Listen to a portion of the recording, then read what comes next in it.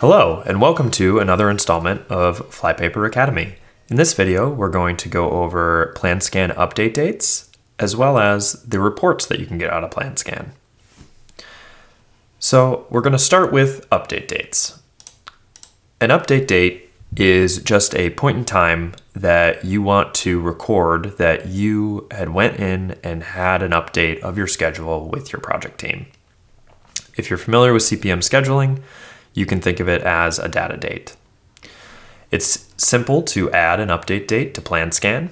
You can do it after the fact. You don't have to remember to create an update date right at the time that you do an update with your team.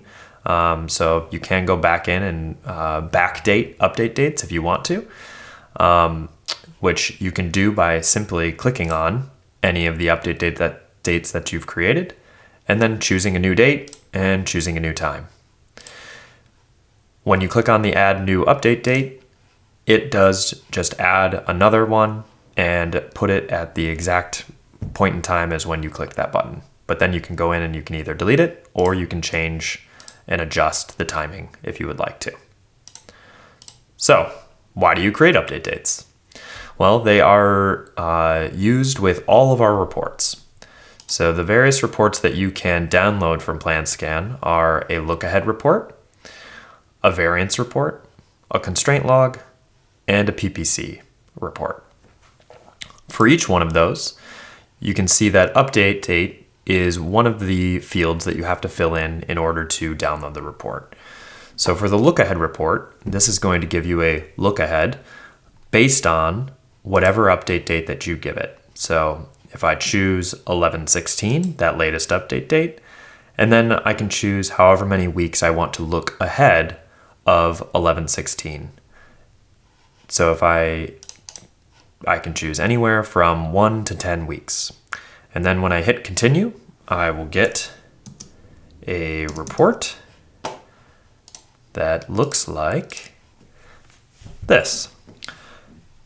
For each one of these pages on this report, it will represent a week. So you can see that all of the activities that I have planned to be ongoing during week number 1, which is from 11/9 to 11/15, you can see those activities listed here, along with their anticipated crew sizes and a total crew total at the bottom here. Then I move on to the next page. And you can see that I have a week 2, which is from 11/16 to 11/22, and then same thing. Now these are just the activities that I have planned to be ongoing during that time period. So that's the look ahead report. The other report that you can create is a variance report, and with that variance report, you choose 2 different update dates. And that is because a variance report is trying to come up with a report that shows you the differences between your schedule at one point in time and a new point in time. So you choose those 2 different update dates. So in this case, it's from 11/9 to 11/16. And when you click on download, you end up with a variance report that looks like this. At the top, there are 2 donut charts, one for activities that started within that time period, so between 10/26 and 11/9. Any activity that should have started or did start or started late will be shown in this donut chart here. Same thing for activities that should have finished between 10/26 and 11/9. You'll see the ones that finished on time, the ones that did not finish, and the ones that finished late.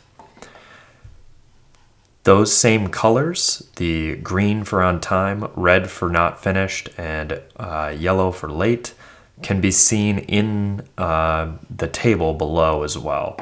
So in this section here, in this column for 10/26, these are the start and end dates for these activities for each row that activity had at 10/26 when you did that update. And then when we did our update on 11/9, those start and finish dates may have moved. So that is what you're seeing here now, is what the current state of those activities are. So you can see if we take a look at this first row, on 10/26 when we did our update, this door frames addition start was 9/6 and finish was 11/2. But then on November 9 when we did another update, the start did not change, but the finish shifted from 11/2 to 11/15. So that is highlighted in red because it was supposed to finish between 10/26 and 11/9, but it did not. So its end date got moved outside of this date window, so it did not finish. And you can also see the variance in this column between those two update dates. So you can see that the finish date moved by 13 days. Another report that you can download is a constraint log. And with the constraint log, you don't have to choose an update date for a constraint log. Essentially, the constraint log just shows you the current list of constraints on your project. It will tell you the title, the descriptions, what kind of category that constraint is, who it's been assigned to, the date that constraint was identified, and also the due date for that activity. And the last report that you can download is a PPC report. And with a PPC report, you do also choose an update date. So you're essentially getting a PPC or plan percent complete report as of a specific point in time. So you choose that point in time, and then you download the report. And that report looks like this. So you get a table that has rows for each one of your companies that are in your PlanScan project. You get a column for what their PPC is to date on the project. So across all of your updates of your schedule, how well is that company planning?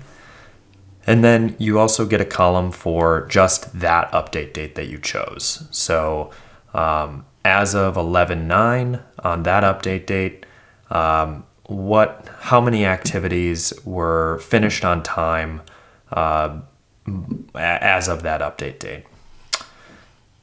So you can see that I also have a table down here that shows me our total combined PPC percentage between each one of our update dates. So every single column that you see here is a different update date that has been added to PlanScan.